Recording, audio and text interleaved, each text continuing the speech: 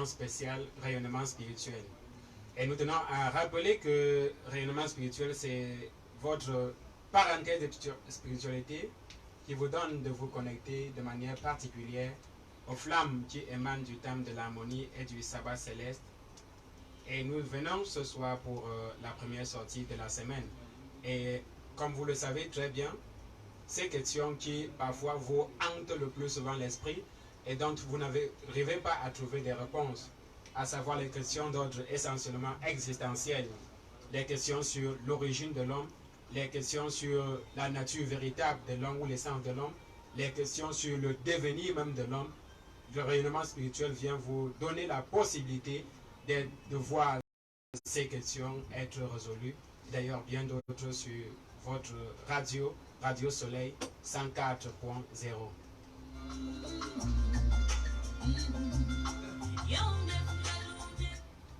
Rayonnement spirituel vient ce soir pour sa première sortie de la semaine avec ces 4 temps forts que vous connaissez très bien. Nous avons l'enseignement et en guise d'enseignement ce soir, nous sommes au grand 2 du livre des réalités du Christ. Grand 2 extrait du livre Révélation des initiés africains. Et ce thème est intitulé L'union dans la force ultime, pages 15 et 16. Et après l'enseignement, nous passons sans transition aux réponses des questions, des préoccupations de nos amis auditeurs que nous recevons exclusivement par SMS aux 2 indices téléphoniques, le 6 79 24 26 99 et le 6 93 60 50 14. Et après ces réponses par nos panélistes qui sont déjà complets sur le plateau ce soir, nous passons au niveau des nouvelles du silo. Mais avant les nouvelles du silo, c'est d'abord la première articulation, le zapping. Et en guise de zapping, les questions de prendre quelques éléments saillants de l'actualité ou encore les moments phares de la vie de l'homme que nous sommes. Rayonnement spirituel, restez connectés.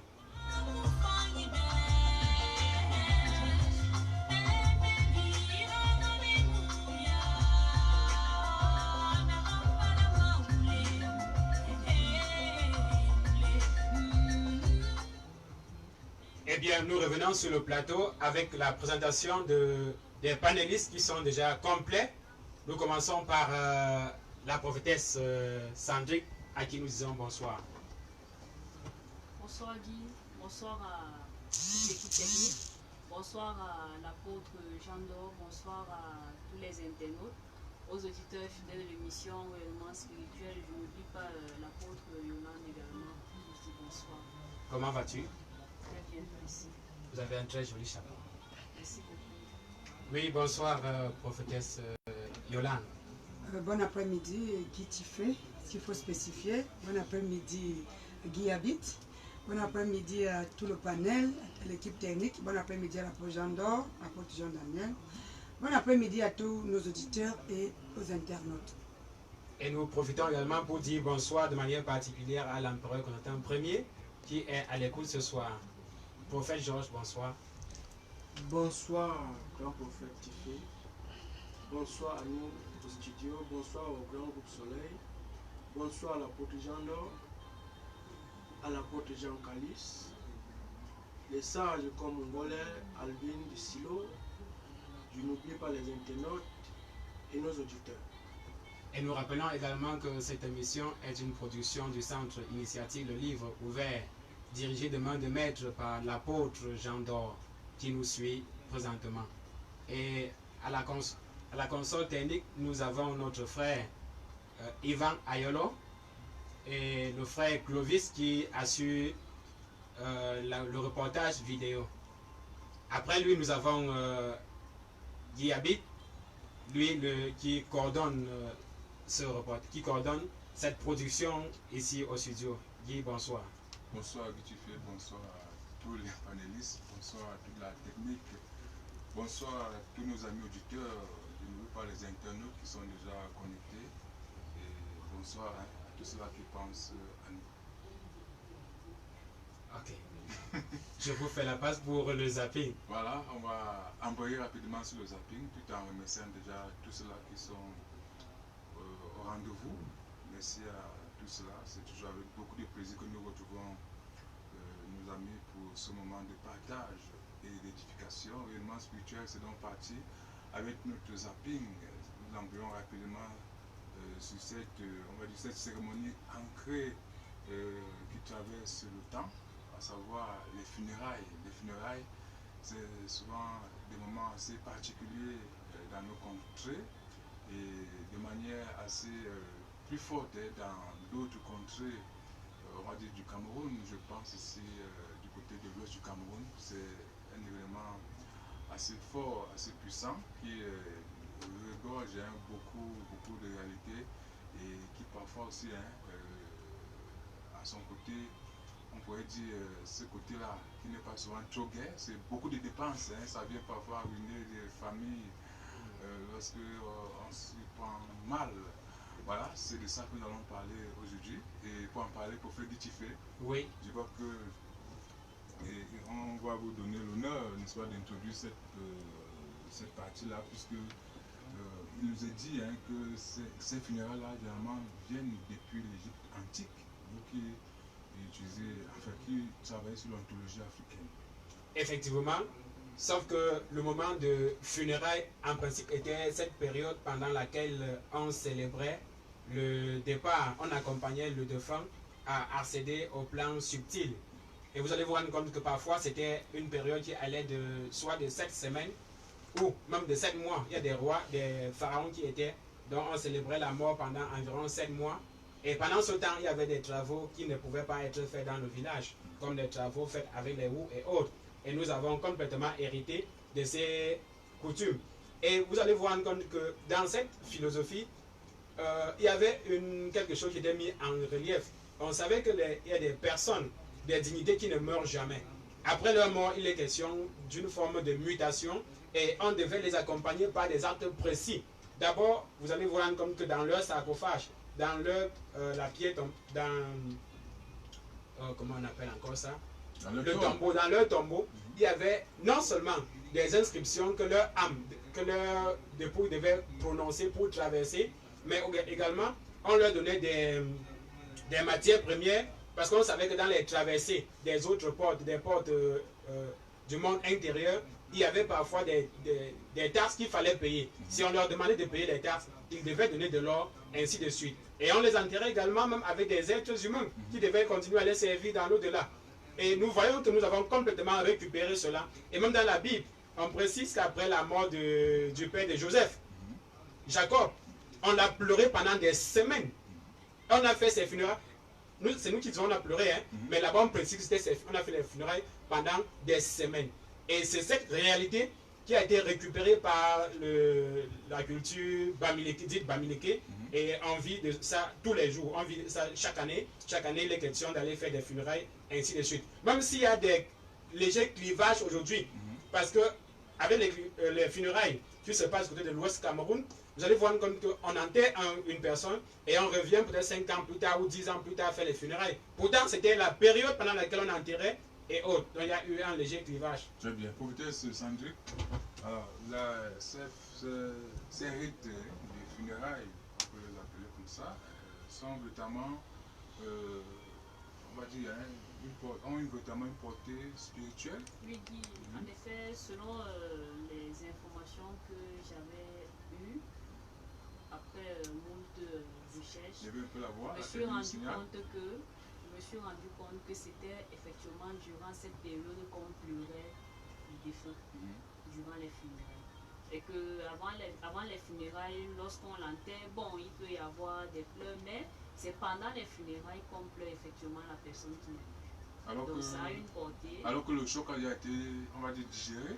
Oui, c'est donc pendant cette période que les gens se préparaient beaucoup plus psychologiquement à accepter le départ de celui-là ou de celle-là qui est partie. Et sur le plan spirituel, oui, ça a une portée parce qu'on se souvient de la personne qui est partie et on voudrait qu'elle devienne vie après vie. C'est-à-dire que si elle a eu à marquer son temps, on voudrait qu'elle ait l'opportunité davantage d'éclairer ceux qu'elle a laissé. Voilà, prophète Georges.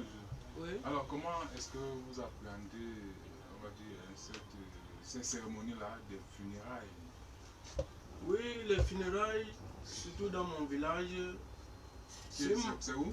dans mon village, à Babadjou, Voilà, Babadjou. dans le Bamboutos. C'est plus précis. Oui. Le funérail, ça veut dire réveiller une scène. Donc, réveiller le deuil. Voilà. Donc, c'est comme si on attaquait. Comme par exemple, tu peux, tu rencontres un tas des abeilles, tu les fais constater que tu es là. C'est ça le funérail, pour dire totalement au revoir aux morts. Alors, ici là l'image des abeilles, on peut confondre ça à quoi ici? Est-ce que c'est aller réveiller les ancêtres ou alors les morts? Ce n'est pas...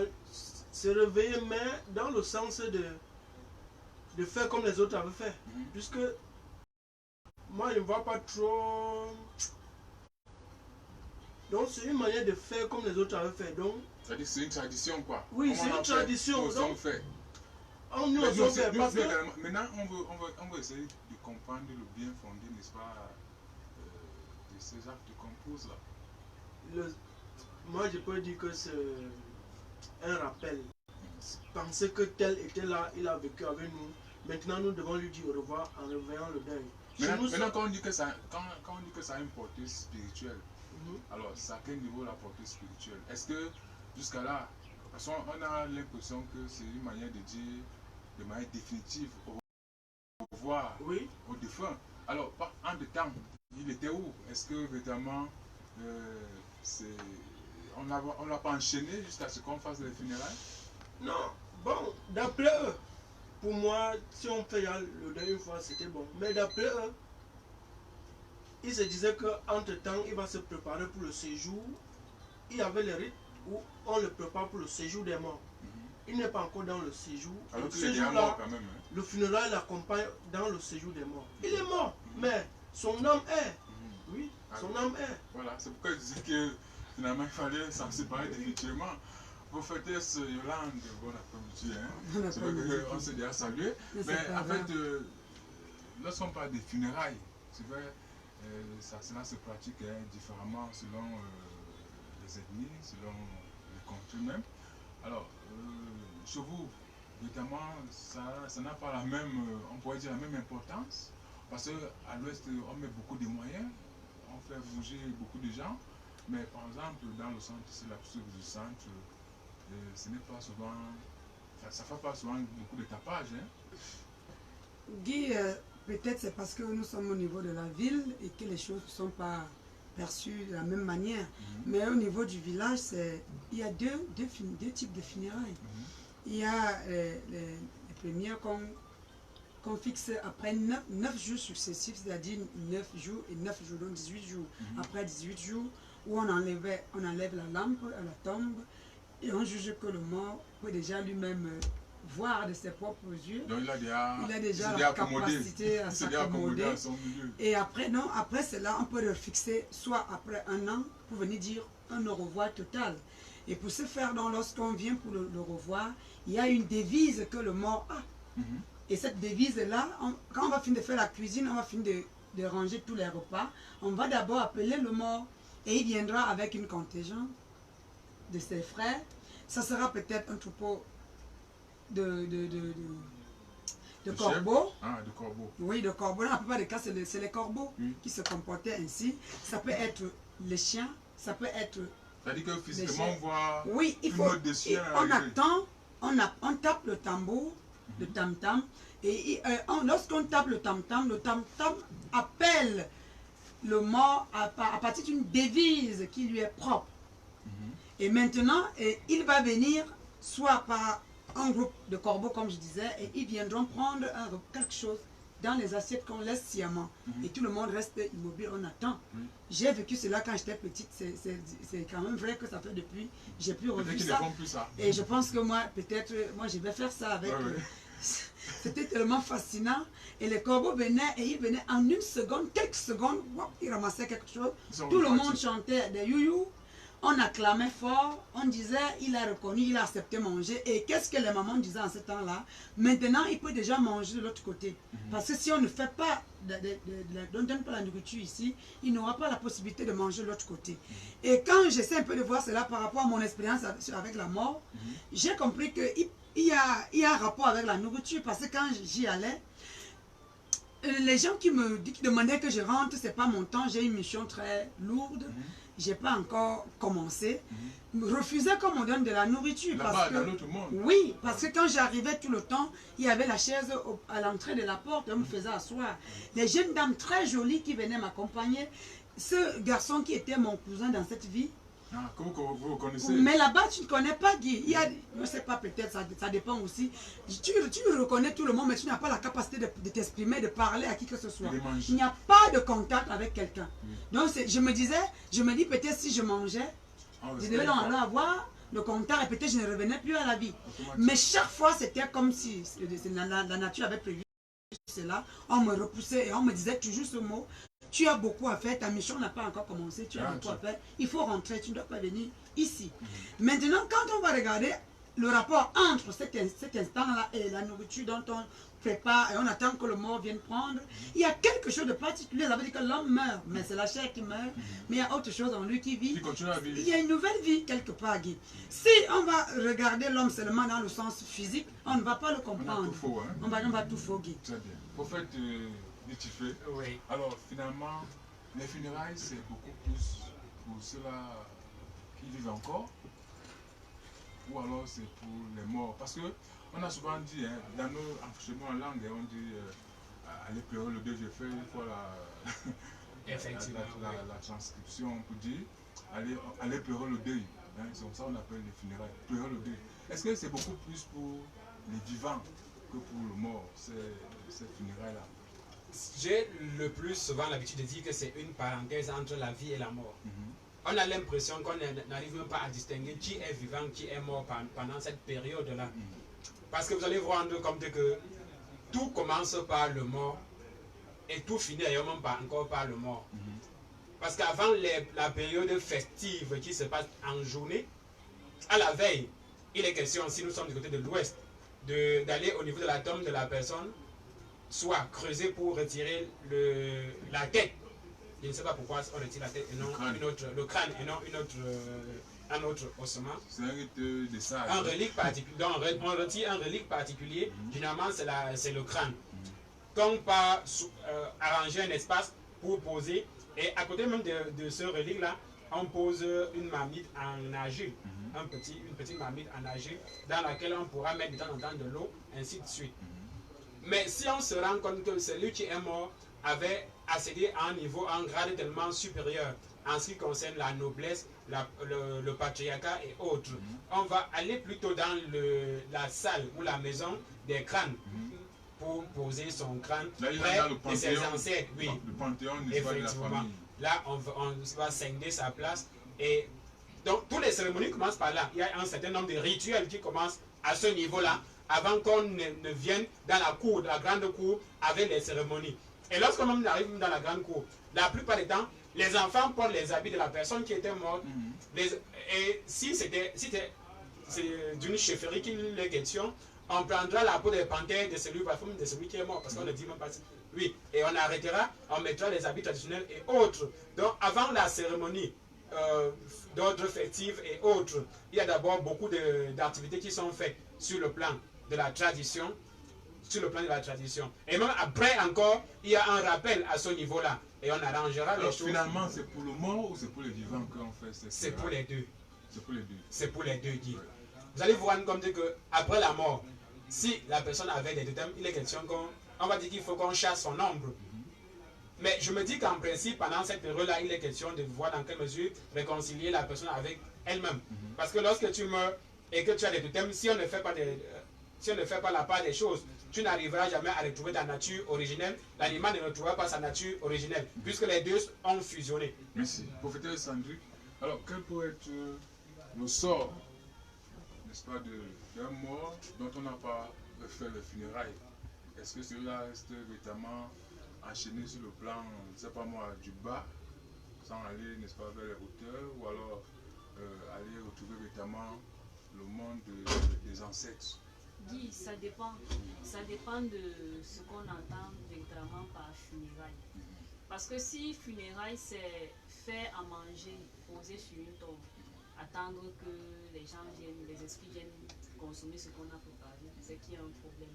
Si funérailles c'est retirer les crânes, quand je dis crâne, c'est pas comme si c'est le crâne, c'est-à-dire que c'est parfois un morceau, une pierre qu'on symbolise en disant que c'est telle Une sorte personne. de transubstantiation. Voilà. Ça veut dire qu'il y a un problème, Guy, dans la mesure où ça c'était des anciennes pratiques, mais on sait que autant les esprits se rendent visite entre eux, autant les âmes se rendent visite entre elles. Dans la mesure où si je voudrais faire à manger en mémoire, par exemple, de mon défunt grand-père maternel, je vais faire à manger, j'appelle les membres de la famille, j'appelle les voisins, ceux qui l'ont connu, même ceux qui ne l'ont pas connu, et ils mangent. Hein? Ils sauront que, ou alors il saura que c'est en sa mémoire que cela a été fait. Hein? C'est pour ça que je t'ai dit tout à l'heure que ça dépend de la manière dont les choses sont organisées. Parce que Mais fait de manière traditionnelle, ça ne sert pas ce que vous êtes en train de dire là. c'est ce que je te dis, c'est ce que je suis en train de t'expliquer. De Parce que je me manière traditionnelle, ça souviens sera pas une ça, fois, non? oui, c'est ce que je suis en train de te dire, parce que je me souviens une fois, au courant d'une semaine, j'ai eu 2 personnes qui m'ont dit, j'étais au village, je suis partie pleurer, mon grand-père, on a fait le riz, on a mis dans un plateau de main que j'avais déposé sur la tombe. Immédiatement, mon sang a fait un tour. Et tu sais que nous, les spirituels, on se doit de nous écouter. On doit s'écouter. 2 jours plus tard, quelqu'un d'autre vient également me dire la même chose. Ils sont issus de 2 villages bien différents. Un chez les Étones, l'autre c'est dans le Mbam et Kim. Mais je me suis demandé si je devenais déjà folle. Mais quand j'ai consulté le Saint-Esprit et notre guide, je me suis rendu compte que non, j'étais sur la bonne voie. Parce que il m'a fait savoir, ça c'était les anciennes programmations. On a eu besoin d'atteindre C'est-à-dire que d'appeler ces les esprits là. bassesses-là. Oui, c'est-à-dire, et je me souviens une fois, lorsque nous étions à la retraite spirituelle l'année surpassée, il nous a édifié longuement là-dessus. Donc, il serait préférable de demander au Saint-Esprit le temps convenable pour réunir une famille et faire à manger et festoyer avec. Est-ce que dans nos traditions, on connaît l'histoire du Saint-Esprit là? Oui, Guy, Ah oui? j'en connais qui ont fait l'expérience. Et ils se Je sont dis dans la rendus- tradition, ils ont. Je ils te dis, Guy, font j'en recours à cet connais esprit. qui ont fait l'expérience. Et ils étaient tellement en harmonie que la personne qui a initié l'idée s'est demandé si j'étais là, si j'ai eu à parler aux gens de sa famille, oh, je ne les connaissais pas. Bon, revenons à ma question. Quel est le sort d'une âme dont on n'a pas fait ses funérailles? C'est donc ce que j'étais en train de t'expliquer, Guy, que ça dépend de la manière dont on organise les choses. Parce que même quand tu dis sur le plan traditionnel, si tu n'as pas une certaine élévation sur le plan subtil, tu sais ce qui va se passer par la suite, après avoir organisé les choses comme on a décrit tout à l'heure. On sait que tout peut se passer. Voilà. Donc il vaudrait Parce qu'il y a mieux... toujours les manipulations. Hein? Donc il vaudrait mieux... Je t'ai dit dès le départ que je sais que lors des funérailles, c'est durant cette période qu'on pleure véritablement la personne qui est partie. Maintenant, célébrer les funérailles, organiser les funérailles, il faudrait le faire de la plus simple des manières. Merci. Prophète Georges, Oui. alors, à l'œuvre particulièrement, lorsqu'on fait les funérailles, hein, ceux-là qui ont mis, on va dire, des vêtements de couleur, ça peut être le blanc, ça peut être le noir, c'est l'occasion pour eux d'enlever, quoi, de mettre des habits neufs et ils peuvent véritablement changer. C'est pas ça? C'est pas ça. Ça a été enlevé depuis. Ça, depuis à quelle occasion? Il y a le veuvage et ça a un Il ne temps. va pas du veuvage. Il y en a qui ont perdu, par exemple, c'est pas moi, un frère, un parent, et puis il décide de faire son deuil en mettant un habit noir, par exemple, ou bien en mettant une écusson noire. Au Bon, moment du funérail, il enlève, vous dites que ça a été fait. non, là-bas, ça dépend du temps qu'il a pris. S'il a décidé que c'est au moment du funérail, là, d'accord. Donc il peut enlever à tout moment quand Oui, il à veut. tout moment. Ah, vous racontez quoi? Non, c'est clair. C'est clair. Oui. Et je voulais juste te rappeler, il y a quelque chose que je voulais intervenir Allez-y, depuis. allez-y, allons-y. Il y a certaines personnes vivantes qui peuvent faire leur funérailles. Leur propre J'ai funérail. déjà vu quelqu'un, un spirituel. C'est parce que je c'est sais un pas si je tordu. peux. Comment vous n'êtes pas encore mort, vous entrez dans la tombe? Ça dépend de quel genre de funérailles il s'agit. Il fait donc quel Bon, il funérail? avait fait bon, je ne m'étais pas intéressé, mais Mais s'il fait son Il a parlé de anniversaire, ça. c'est normal, non? C'était le funérail. Il a fait ses funérailles. Oui. Ça a un sens, ça? Et je vous... Bien sûr. Comment ça? Un vivant qui fait ses funérailles, vous Oui. dites que ça a un sens? Oui. Ok. Ça dépend. Peut-être c'est son ego. Il fait le funérail de son ego. C'est normal. Ah, son Oui, ego. c'est On normal. comprend ça comme ça, hein? C'est normal. Ouais, il a tué son ego. Ce n'est pas lui qui a tué. Bon, acceptons qu'il a tué, mais l'ego est mort. Il a fait le funérail. Et là, maintenant, qui fait le funérail? Lui-même, avec Lui, les maintenant, siens. c'est qui? Ce n'est pas l'ego? Non, c'est pas lui. C'est pas l'ego. Comment par exemple, si je prends l'exemple sur toi, tu veux faire ton funérail. Tu t'identifies à l'ego comment? N'entrons pas dans ce débat-là. On va peut-être revenir.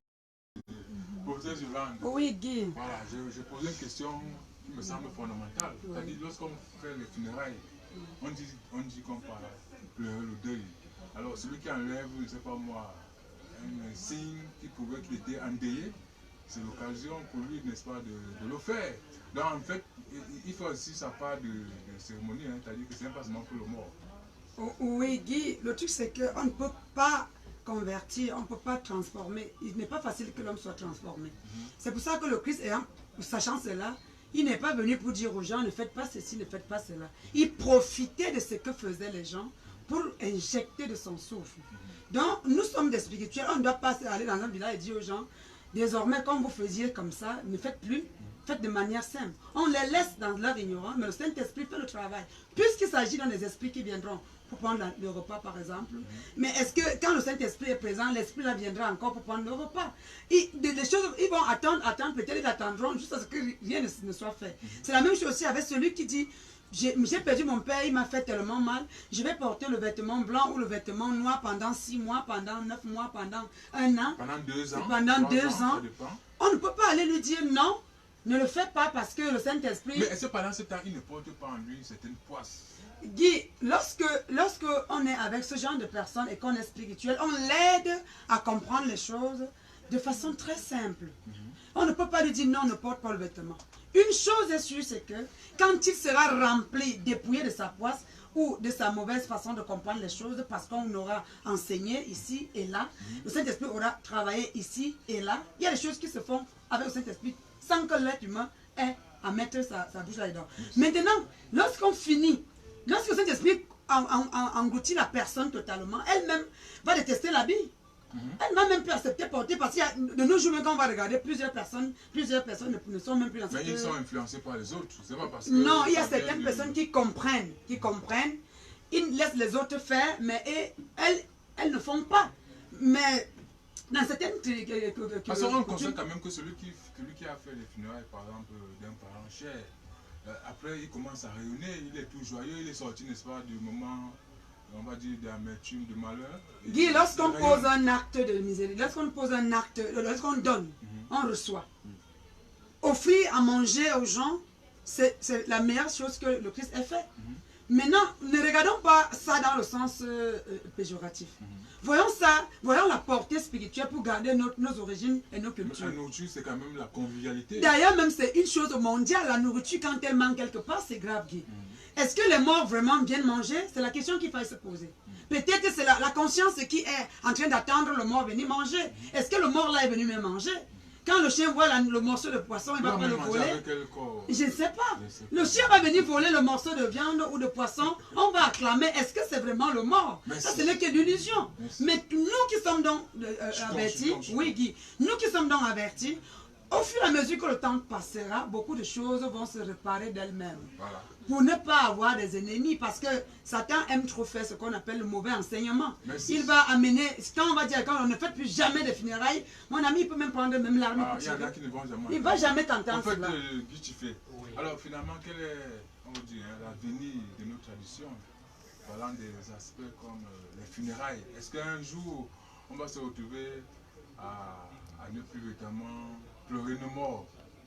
Moi, j'aurais proposé que lors du funérail, avant de faire toute forme de cérémonie possible, on se rassure si l'âme de la personne est déjà dans la lumière. Si ce n'est pas le moment, on fait d'abord tout pour élever son âme dans la lumière et on célèbre comme on peut. Justement, lorsque les Égyptiens préparent, parce que déjà leur vie c'était une préparation à la mort. Effectivement. Et lorsque ça arrivait, pendant l'enterrement, pendant le moment du deuil, Oui. on accompagnait l'âme du défunt à traverser, n'est-ce pas, les couloirs de la portails, mort, effectivement, les différents oui. couloirs au point où il arrive à la lumière. Alors s'il faut attendre, je ne sais pas moi, des semaines, des mois par exemple, des années pour faire un funérail, est-ce que finalement on rentre encore dans, on va dire, l'authenticité? C'est pour ça que je dis qu'il y a eu des phasages. On ne fait plus les choses comme c'était originellement prévu. Et à l'ouest maintenant, il y a deux tendances. Certains qui acceptent de faire les funérailles quelques jours après l'enterrement. D'autres qui attendent des années. Donc il y a des phasages avec la réalité qui était préalablement établie. En principe, on ne devrait pas faire beaucoup de gens n'acceptent pas les funérailles quand la veuve n'a pas encore enlevé le blanc, qui se fait généralement 1 an plus tard. D'autres n'acceptent pas le funérail quand c'est encore la période des veuvages, environ 9 jours, 9, ainsi de suite. En tout cas, les temps ont beaucoup changé. Oui. Les temps ont beaucoup changé. On va prendre une pause pour revenir à la suite. Je dis que... Oui, mais on est dans un jeu dialectique, non? On ne peut pas être polarisé. C'est-à-dire que tu peux prendre, chacun va tirer son aspect, non? Tu fais la synthèse et puis... Il y a des questions que j'ai posées, mais il ne voulait pas faire ce Me poser, c'est moi qui... On bloque les gens dans le... Qui n'entrent pas dans le C'est de sujet. ça que nous parlions. Peut-être que vous J'ai dit n'avez comme pas... par exemple, non? Je comprends ce que tu dis, que c'est de ça que nous parlions. Peut-être que vous n'avez pas C'est pas saisi. ça. Le temps passe. Réécoutez l'émission. vous Le la temps passe. Voilà, nous revenons pour la suite du programme. La suite, c'est bien l'enseignement au fait d'Itifé. Oui. Voilà, c'est vous qui allez lire le texte de la semaine. Nous sommes dans le livre intitulé Révélation des initiés africains, tome 1, pages 15 et 16.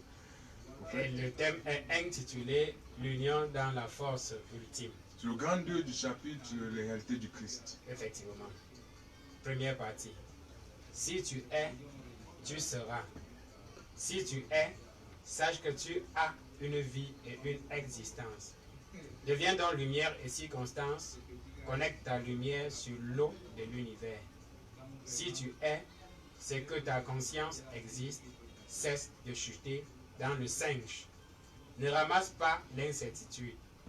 Deviens ce qui sait. Change et donne ta vie à l'existence et à l'harmonie. Transcende le sexe et l'envie.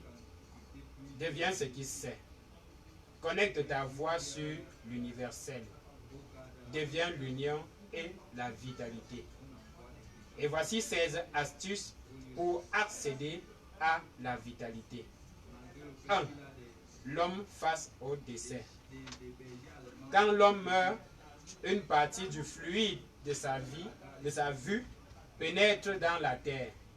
Ce fluide vital incendiaire tend à se combiner au principe actif de l'azote. Ce fluide gourmand est friand du gazon et de la poterie. Quand ce fluide atteint les cimes des arbres et des montagnes, il excite les hommes à désirer se rajeunir, à chanter et à s'abreuver. Voilà, à désirer se rajeunir, à chanter et à s'abreuver. Prophétesse Sandrick, Oui, Guy, nous sommes dans le grand 2, l'union dans la force ultime. tout à fait, Guy. Qu'est-ce que le prophète doit déjà cerner? Pourquoi le mot union? Parce qu'il faille peut-être joindre nos forces, joindre nos lumières, afin de mieux se réaliser. J'aime bien le titre et j'apprécie également le zapping que nous avons effectué tout à l'heure dans la mesure où, étant des spirituels en devenir, il est important d'être fidèle et obéissant afin d'acquérir plus de force, de sagesse. Tu te souviens, je ne sais pas si tu étais là lorsque le monde nous faisait savoir que nous ne sommes pas appelés à rester, nous sommes appelés à nous former et à partir pour pouvoir former d'autres personnes. Il fallait faire des nations, des disciples. Voilà. Dans la mesure où, quand tu as un guide qui te dit, ça c'est l'ancienne époque, voilà ce que le Saint-Esprit te recommande. Mais tu passes le message. La personne qui veut acquérir le savoir, elle ne dira pas que tu ne lui as pas passé l'information. Elle est libre maintenant soit d'appliquer, soit de ne pas appliquer. Mais la nature, les cieux le Saint-Esprit reconnaîtra que le guide t'a dit, ce n'est plus de notre époque. Voilà ce qui est recommandable maintenant. Et quitte à ce que la personne décide, oui ou non, d'appliquer et de voir les résultats qui seront palpables, tu vois un peu. Donc je suis contente du zapping parce qu'il a un trait profond avec Le thème de la semaine. avec le thème de la semaine. Et si nous voulons évoluer, il vaut mieux mettre en pratique les simples conseils qu'il nous donne. C'est-à-dire que ça paraît banal, mais c'est tellement profond. Et quand tu prends du recul, tu te rends compte que certaines expériences que tu peux avoir, c'est-à-dire que certains vécus qu'on peut même te raconter au courant d'une semaine, ils ne viennent pas de manière anodine. Ils viennent pour un but bien précis, pour pouvoir non seulement t'élever, mais également élever la personne ou les personnes qui ont vécu ces expériences. Voilà, on a saisi la mise au point. Prophète Georges, Oui. si tu es, tu seras. Si tu es, sache que tu as une vie et une existence. Oui. Ça, c'est l'interpellation à l'amour. Si tu es amour, tu seras avec Dieu. Et si tu es, ça veut dire que si tu es amour, tu es avec Dieu. Et être amour, ça veut dire que si je prends dans le contraire, le péché, le salaire du péché, c'est la mort. Puisqu'on parle de la vie ici. Donc, tu as vie et une existence. Tu as une vie. Une vie, pardon, et une existence. Bah, avoir une vie et une existence, c'est... Une existence, quand tu es amour, choses, ça veut dire que tu existes. Et si tu es contre Alors, l'amour, si tu es amour et que tu n'as pas réalisé, on va dire, la moindre chose sur le plan peut-être social, est-ce que tu auras vécu? quelle est la moindre chose quand tu es amour que tu n'as pas réalisé? Oui, mais il y a des gens qui sont là à aimer les autres, hein, mais sur le plan social, il ne fait vraiment rien de conséquent. C'est-à-dire qu'il n'a pas laissé son nom sur la terre en partant. Ce qui est sûr, si tu es amour, quel qu'en soit, prenons le cas d'écrire les livres. Si tu es amour, tu auras, rien ne peut t'empêcher d'écrire les livres pour laisser le nom. Ok, on comprend le sens de ce que vous dites. Oui, tu Merci. auras l'inspiration. Merci bien. Prophétesse Yolande, Ok. deviens donc lumière et circonstance. Connecte ta lumière sur l'eau de l'univers. C'est un programme assez costaud, hein? Oh oui, Guy, il faut devenir lumière pour éclairer les zones d'ombre, pour apporter un plus. Parce que quand on va regarder, lorsqu'on est de lumière en ce temps-là, Guy, rien que notre présence résout les problèmes. Rien que le fait qu'on est là, même si on ne fait rien, même si on n'a pas pensé être là, même si on n'a même pas pensé à quelqu'un qui fait partie de là où nous sommes, rien que notre présence dégage de l'énergie qui aide ceux qui nous entourent. On va prendre l'exemple, si on est dans un quartier, les membres du quartier ne peuvent même pas venir là où vous êtes, mais le fait que vous êtes dans ce quartier, il y a beaucoup de choses qui se dégagent seules et qui se résolvent. Mais s'il y a quelqu'un qui est un peu éveillé, un jour viendra te dire, mais depuis que vous êtes dans ce quartier, il y a beaucoup de choses qui ont changé. Donc, lorsque... Alors, Dieu... de manière pratique, Oui. pour le profane qui nous écoute, lorsqu'on dit connecte ta lumière sur l'eau de l'univers, comment est-ce qu'on peut... Le profane doit cerner cela? Le profane doit comprendre qu'il doit lui-même connaître qui il est. Déjà, on le lui a demandé. Une fois qu'il sait qui il est, il a quelque chose en lui. Il a donc une lumière qu'il doit mettre au service des autres. L'eau de l'univers peut être quoi? Qu'est-ce qu'on peut appeler eau de l'univers? Qu'est-ce que l'eau déjà? À quoi sert l'eau? Dans la vie réelle, sans eau, il n'y a pas de vie. Ça veut dire qu'il faut que tu fasses vivre l'univers. Il faut que tu donnes un sens à l'univers. Donc, celui qui a la lumière est l'éclaireur de lanterne. Celui qui a la lumière a la capacité à faire dissoudre ce qui n'honore pas Yahweh. Merci. Prophète Guitifé, Oui. si tu es ce que ta conscience existe, cesse de chuter dans le singe, ne ramasse pas l'incertitude, deviens ce qui c'est. Deviens ce qui c'est. Oui, et c'est la fin d'ailleurs, pas la fin que nous allons commencer. Si nous n'aspirons pas à devenir ce qui c'est, si nous n'aspirons pas fondre dans le sublime du savoir, si nous n'arrivons pas à cerner les contours de la réalité avant de mieux nous déployer, ou bien pour mieux nous déployer, nous allons chaque fois chuter dans le singe sans nous rendre compte. Parce que beaucoup de gens ont la capacité, ont la chance que les cieux les élèvent à un niveau, mais parfois, à cause des mots qu'ils disent, à cause des désirs qu'ils manifestent, ils rechutent parfois. Je veux prendre un cas. La plupart des vampires sont très sensibles. Vous allez vous rendre compte que parfois, à cause d'une mauvaise émotion, ils rechutent. À cause d'un mauvais désir, ils rechutent. D'autres disent que hier, j'étais très fort. Comment est-ce qu'aujourd'hui, je manque même 200 pour acheter le tapioca? C'est juste un désir qu'il a manifesté. Il est en train de dire que la grâce qu'il a entre les mains ne lui sert à rien. Il va chuter d'une manière ou d'une autre. Mais parfois, il ne mesure pas la portée des actes ou des paroles qu'il prononce. Mais quand il a déjà manqué de quoi acheter son tapioca, est-ce qu'il n'est pas déjà dans la chute? Il n'est pas dans la chute. Ah oui? Il n'est pas dans la chute. Pourtant, hier, il a pu pouvoir acheter son tapioca aisément. Oui, il a chuté avec quoi? Le problème, c'est qu'il a acheté le tapioca hier avec quoi? On le débarrasse de ceux avec quoi il s'appuyait pour acheter son tapioca. Et on l'outil pour accéder à un nouveau rayonnement. Regardez, lorsque les cieux vous lavent, ils vous plongent dans un nouveau champ. La meilleure chose qu'il faut chercher, c'est chercher à maîtriser le champ, chercher à se déployer dans le champ. Parce que le champ dans lequel on vous plonge est un champ nouveau. Nous disons le plus souvent que les vieilles natures, les vieilles habitudes ont la peau dure. Donc si vous ne vous faites pas violence, vous allez chaque fois vous voir en train de faire commettre des actes du passé qui vont vous tirer vers le passé. Pourtant, il y a une recodification de votre réalité et qu'il est question de rester conscient pour demeurer dans ce siège, dans cet environnement ou dans ce champ dans lequel vous vous trouvez pour ne pas chuter. Sinon, vous allez toujours chuter. Alors, à ce moment-là, celui qui chute dans le singe n'est pas dans la dynamique de l'ascension? Non, il n'est pas dans la dynamique de l'ascension. Au contraire. Alors, puisque l'homme de manière, on va dire commune, l'homme rejette le savoir. On va dire le savoir lui dégoûte parfois. Parce que effectivement, pour mieux se déployer ici, sans savoir, il ne peut pas arriver. Lorsqu'il arrive dans ce nouveau champ, il est question qu'il se connecte à un certain nombre de choses. Connecté à ceci, à cela, à cela. Mais s'il ne sait pas qu'il doit se connecter à quelque chose, comment va-t-il se déployer véritablement? Merci. Prophétesse Sandrine, change et donne ta vie à l'existence et à l'harmonie. Transcende le sexe et l'envie.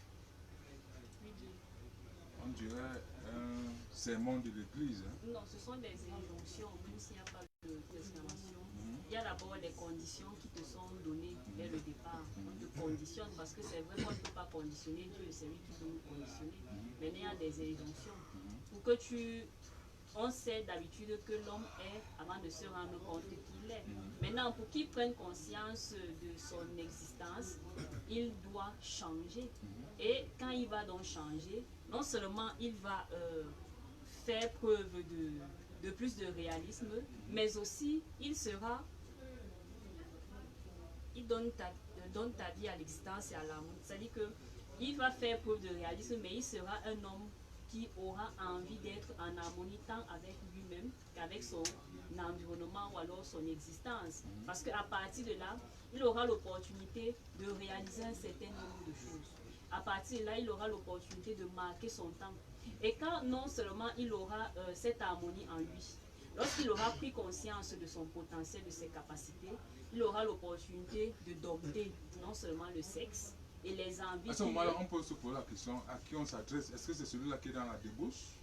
Non, on s'adresse à celui qui est un homme qui aspire à beaucoup plus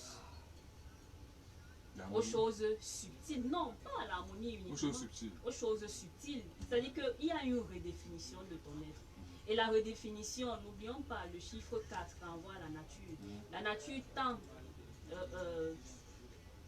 il s'agit de notre environnement que de notre propre nature. Donc s'il y a des aspects en toi qui peuvent freiner ton évolution sur le plan subtil, mais Dieu va changer cela. Alors pour le profane, donc transcender le sexe. Transcender, c'est être au-dessus de. Oui, ça veut dire qu'en fait, de manière simple, il veut qu'on soit terre à terre. C'est ce que ça veut dire que dis. le profane qui nous écoute devrait éviter, n'est-ce pas, d'avoir, je ne sais pas moi, des tendances à se satisfaire biologiquement.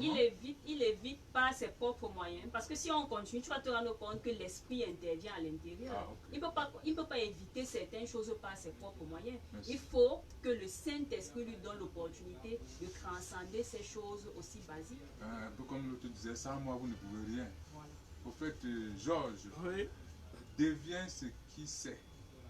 Connecte ta voix sur l'universel, devient l'union et la vitalité. Oui, on nous interpelle ici de devenir ce qu'il sait. Ce qu'il sait, c'est la voix intime qui est en nous, qui représente Dieu, et que nous devons refléter afin de jouer notre mission. Et on nous interpelle également d'être le tournant qui est en nous également, qui est Dieu, qui nous interpelle à également faire notre mission en impactant les gens véritablement dans l'union. C'est la vérité. Et la suite dit, et voici 16 astuces pour accéder à la vitalité. Prophétesse Yolande. Oui, Guy. 1. L'homme face au destin. Au décès. Oui. L'homme face au décès. Je crois qu'on va citer les 16 au fur et à mesure. Ça, c'est la première astuce. Quand l'homme meurt, une partie du fluide de sa vue pénètre dans la terre. Ce fluide vital incendiaire tend à se combiner au principe actif de l'azote. Oui, Guy, on doit comprendre ici qu'on communique avec la mort, avec le décès. Peut-être quand quelqu'un va l'entendre, il va avoir peut-être des frissons, et pourtant ce n'est pas quelque chose d'enjeu, c'est juste pour dire, lorsqu'on est face au décès, qu'est-ce qu'il faut tirer qui est important? On doit pleurer, on doit ou alors rechercher où va l'âme, où va le corps et que devient l'esprit. Qu'est-ce qu'on doit chercher réellement lorsqu'on perd la vie? Qu'est-ce que l'homme doit rechercher? Est-ce que quand on meurt, on doit mourir dans le Seigneur ou alors on doit mourir dans les ténèbres? Alors ceci est un souci pour le mort ou alors pour celui-là qui a perdu son Ça, mort? Ça, c'est un souci pour celui qui a tout être avant de partir de ce monde. Guy. Ouais, il doit avoir ce souci. Il faut qu'il y ait ce souci parce que si on n'a pas le souci, ça veut dire qu'on ne vit pas, Guy. On a dit plus haut qu'il fallait d'abord être. Et lorsqu'on sera, beaucoup de choses se passeront, n'est-ce pas? Maintenant, à partir du fait qu'on est, on connaît déjà lorsqu'on doit mourir, où irons-nous? Très bien. Ouais, de Guitifé. Oui. Ce fluide gourmand est friand du gazon et de la poterie. Qu'est-ce qu'on veut nous dire là? Effectivement, on a montré en haut que lorsque ce fluide se détache de la vue, il pénètre dans le sol. C'est une façon de spécifier parce qu'on devait voir que lorsque ça pénètre dans le sol, ça compose avec quoi? Le muscle. Si ça compose avec le muscle, ça va faciliter la croissance des plantes et autres. Donc on doit consommer dans sa forme végétale. L'homme en venant sur la terre n'a pas tout ça. Ça dit qu'au fur et à mesure, la nature lui apporte des éléments. Lui prête ses éléments. À la mort, il lui redonne tout simplement. Et c'est la raison pour laquelle vous allez vous rendre compte que on précise qu'il est... Attends, permettez. Ce fluide actif incendiaire tend à se combiner au principe de l'azote. L'azote... Vous êtes déjà derrière. Hein? Nous sommes devant. Ce fluide gourmand est friand du gazon et de la poterie. Ah, okay. C'est ça? Ok, voilà. Non, c'est bon, c'est bon. Et là, on précise les champs dans lesquels on rencontre beaucoup plus cette réalité-là. Ceux qui cueillent les herbes savent que pour cueillir tel herbe qui a besoin de telle essence, on va dans tel type de montagne. On nous précise que le fluide... C'est-à-dire que celui qui veut voir, puis là, il peut aller... on ne sait pas moi, manger du gazon. Ça, je ne connais pas. Ça, je ne connais pas. Ok. Très bien, profitez santé pour terminer. Hein. Quand ce fluide atteint les cimes des arbres et des montagnes, il excite les hommes à désirer se rajeunir, à chanter et à s'abreuver. Oui, Guy. On conclut là, par cette phrase. Oui. En fait, c'est une manière de... Tout à l'heure, tu as demandé si on s'adressait à un auditeur lambda. Mais là, tu te rends compte que c'est beaucoup plus à quelqu'un qui maîtrise certaines causes liées à la spiritualité. Et là, tu comprends qu'on nous décrit le phénomène de la mort. Comment est-ce que les choses se passent. Mais ceux qui perçoivent ce qui a été cité plus haut, à un moment donné, ils ont envie de...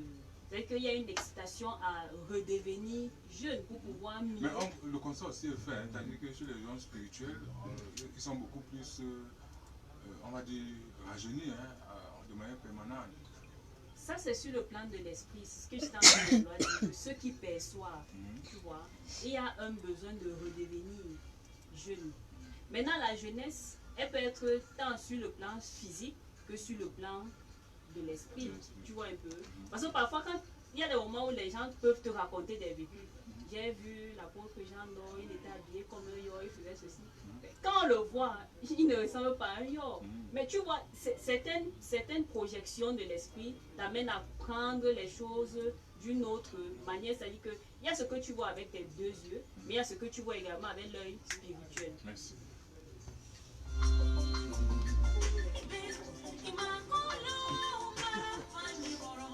Que de la pitié aux gens. Voilà, merci à toutes et à tous hein, sur ce plateau. La suite, c'est bien les préoccupations de nos amis auditeurs reçus essentiellement par SMS au 679 24 26 99 ou au 693 60 50 14. Bonjour et bon mardi à tous. Je désire une purge ancestrale du côté maternel, que ma famille et qu'il ait dans mon esprit une injection du souffle d'une nouvelle conscience. Voilà, c'est B hein, qui véritablement recherche la transformation. Mais je demande à B hein, de sortir de sa zone de confort. Faites le pas pour aller à une véritable, on va dire, rencontre, tamponnement, n'est-ce pas, avec cela qui peut vous apporter de l'aide. Mais qu'à cela ne tienne, hein, prophète, vous allez faire Oui, la prière pour le réel de l'être Yokam en tant que faux, anobli dans son sublime par Yahvé, te touche de manière particulière et permet que non seulement les chaînes émanant de la consécration que tu as reçue du côté paternel soient complètement détruites, que tu reçois une nouvelle recodification et que non seulement l'aspect ancestral paternel et maternel soit puissamment touché, mais également que tu reçois dans tes entrailles un souffle pluridimensionnel qui te dirige dans le chemin de l'éveil. Merci, Amen. Amen. Une prière, apôtre Sandrine, pour la consolidation de l'amour dans ma patrie et pour les faveurs de Dieu dans ma vie en général, afin de trouver l'épanouissement. C'est SS qui a envoyé ce SMS. Mon Dieu, que l'écho de ta réalité fusionne avec SS et lui donne de recevoir ici et maintenant un souffle pluridimensionnel, mais également qu'il y ait en SS beaucoup d'attraction sur le plan physique, beaucoup d'attraction sur le plan subtil, afin qu'il ait l'opportunité de fusionner avec les patriarches Élie et Moïse, mais aussi que Seigneur Jésus-Christ qui ait la restauration du don, de l'amour dans leur famille, dans sa fratrie. Et je te dis merci parce que si à l'âge de 6 ans, on avait eu à flouer sa conscience, on avait eu à flouer également la conscience de ses frères et sœurs, que cela ne soit plus, mais non seulement le souffle de la lumière violette va agir dans leur famille, va le pardon qui sera au beau fixe de leur vie, mais aussi tu agiras afin qu'il y ait communion exemplaire, afin que les choses redeviennent normales et que par l'harmonie et par le souffle de la béatitude qui repartent sur de nouvelles bases et que Seigneur Jésus-Christ qu'ils aient l'opportunité de se réaliser. Merci et Amen. Amen. Bonsoir. Le souffle est prié pour moi et pour que je puisse avoir des petits boulots. C'est eux. Vous faites Georges?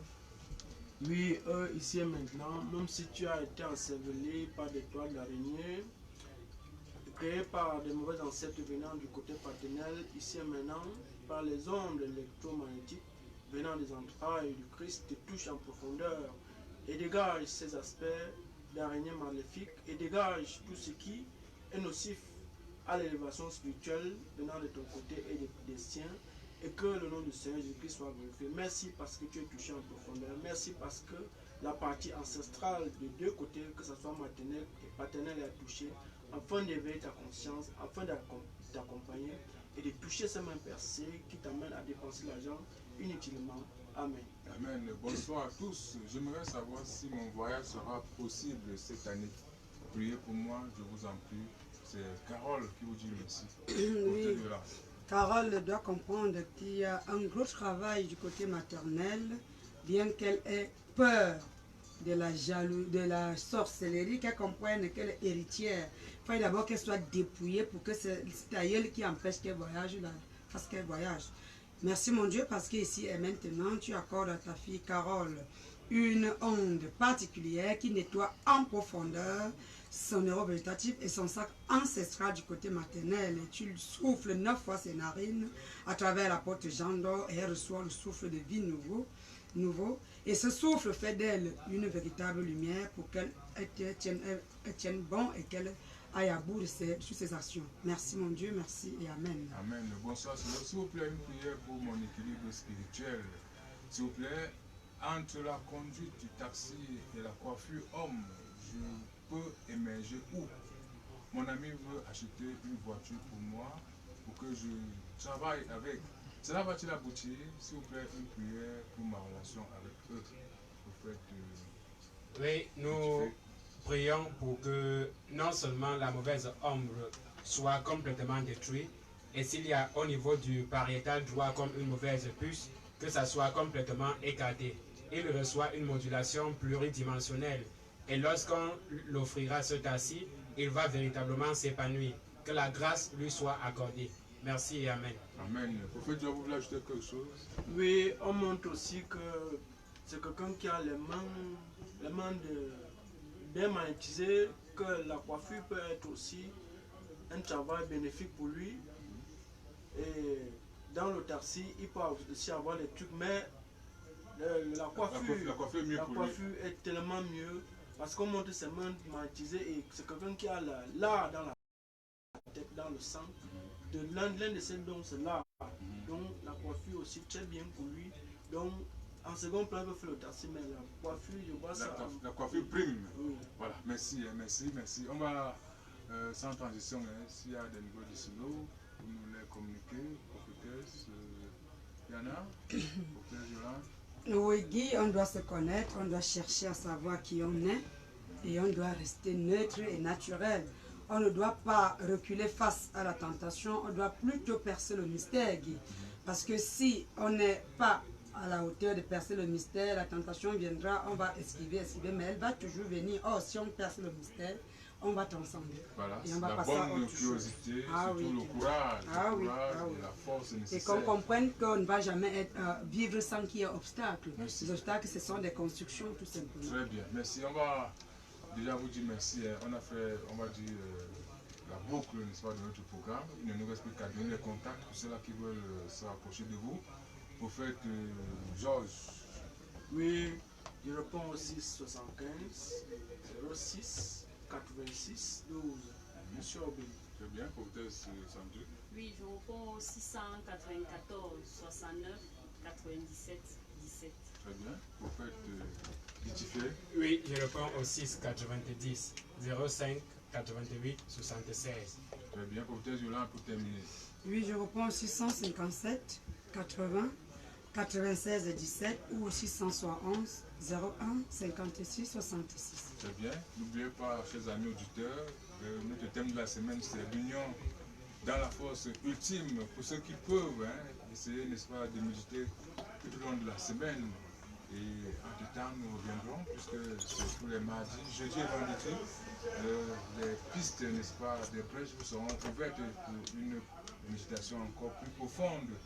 Merci à toute l'équipe technique, merci au panel, merci à tous nos amis auditeurs.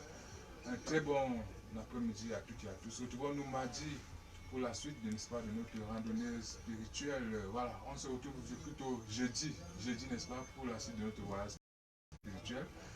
Et n'oubliez pas d'aller visiter les sites, que ce soit Silo Cameroun, Jean Yokam, pour regarder ces émissions en radiovision sur Facebook, Silo Cameroun, Jean Yokam. Ou alors sur YouTube, vous avez donc en deux mots Silo Cameroun, en deux mots Silo Cameroun. Vous avez donc ces différentes portes d'entrée, ces adresses là. Merci, n'est-ce pas, de liker, merci de nous faire signe, de commenter, pourquoi pas, de donner des avis ou alors de poser des questions à travers ces différents liens. On vous fera le plaisir de répondre et pourquoi pas d'animer ces pages. Merci bien, un très bon week-end, je veux dire un très bon après-midi à toutes et à tous. Restez connectés spirituellement.